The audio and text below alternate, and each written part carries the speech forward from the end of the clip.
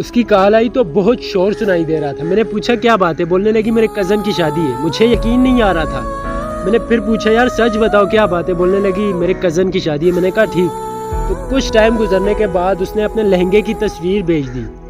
میں نے ایک میسیج ٹائپ کیا ماشاءاللہ سے آپ کا لہنگا بہت پیارا ہے. تو وہ رات گزرنے کے بعد دوسری رات اس کی کزن کی مہندی تھی. رات کو 12 بجے کا ٹائم تھا. میں نے اس کو کال کی لیکن اس نے کال پک نہیں کی. میں نے میسیج کیا اس کا کوئی رسپانس نہیں آیا.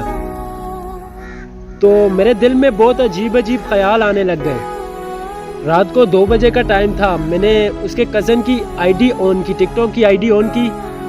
جیسے ہی میں نے اس کی کزن کی ٹک ٹاک کی آئی ڈی آن کی تو مجھے ایسا لگ رہا تھا کہ میرے پاؤں کے نیچے سے زمین بھاگ گئی, کیونکہ شادی اس کی کزن کی نہیں بلکہ اس کی ہو رہی تھی. میں نے فوراً سے اسے کال کی. اس نے کال پک کی تو میں نے پوچھا سچ بتاؤ یار شادی کس کی ہے؟ تو اس نے میری قسم کھائی اور بولنے لگی کہ میرے کزن کی شادی ہے. میں نے کہا میری قسم نہیں, اپنی امی کی قسم کھاؤ اور سچ بتاؤ. تو وہ رونے لگ گئی اور کچھ ٹائم کے بعد جواب آیا کہ میرے امی کی قسم شادی میری ہو رہی ہے. اس ٹائم میں بہت زیادہ رو رہا تھا. میرے دل میں عجیب خیال آ رہے تھے کہ میں پھنکے سے لٹک جاؤں, زہر کھا لوں, کہیں جا کے مر جاؤں.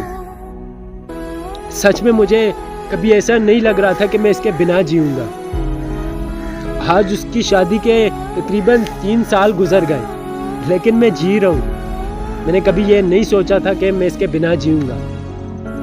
میں آج بھی اس سے بے انتہا محبت کرتا ہوں. اور محبت اسے نہیں کہتے کہ محبت کو پایا جائے, بلکہ محبت اسے کہتے ہیں جس کی ہمیشہ سے عزت کی جائے. اور میں ہمیشہ اس کی عزت کرتا رہوں گا, وہ چاہے کسی اور کی دلہن کیوں نہ ہو. میں آج بھی اس کی اور اس کے دلہے کی تصویر دیکھتا ہوں تو رو پڑتا ہوں کہ کاش میں اس کا دلہا ہوتا. لیکن قسمت کی بات ہے, میں اللہ پاک پہ بھروسہ کرتا ہوں اور میں ہمیشہ اس کی عزت کرتا ہوں, سب سے زیادہ عزت کرتا ہوں اور ہمیشہ اس سے پیار کرتا رہوں گا.